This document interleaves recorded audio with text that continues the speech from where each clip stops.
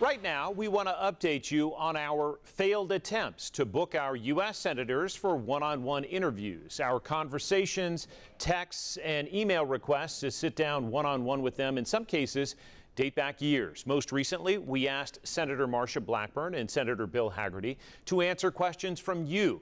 The delays and dismissals buck years of transparency and openness among elected leaders holding the highest offices in this state.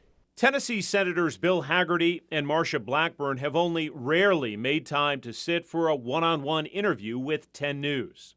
East Tennessee is very important. We did hear from the newly elected senator in 2016, the day after she won the election. I am confident in our state's voting system. But the only other one-on-one interview with Senator Blackburn we've had in the last 7 years was a Zoom interview during her book tour in 2020. Opportunity there because, John, I think we should seize this opportunity right now.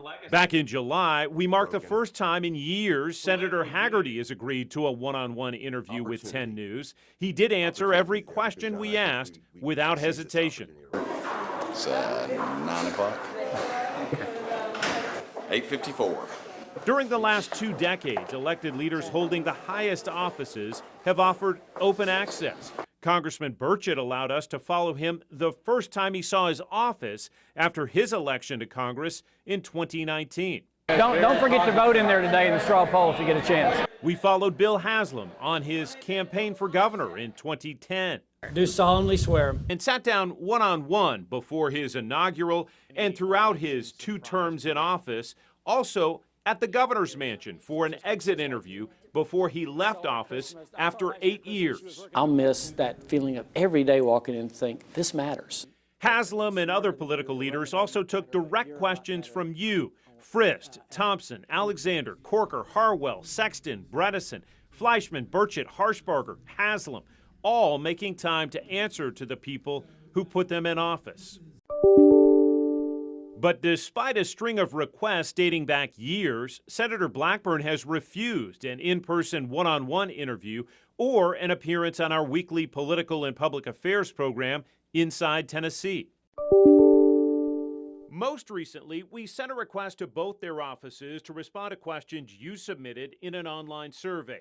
The latest request sent June 19th, asking their offices to schedule an interview at a time and place of their choosing. Hagerty opting for Zoom.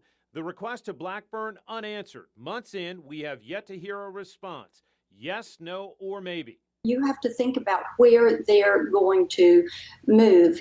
Both senators make regular appearances on national broadcasts, but in our review of their appearances on local outlets across the state, it appears they've given few, if any, sit-down interviews with any broadcaster or newspaper dating back to the start of their terms. That is 3 years for Senator Hagerty and more than a half-dozen years for Senator Blackburn.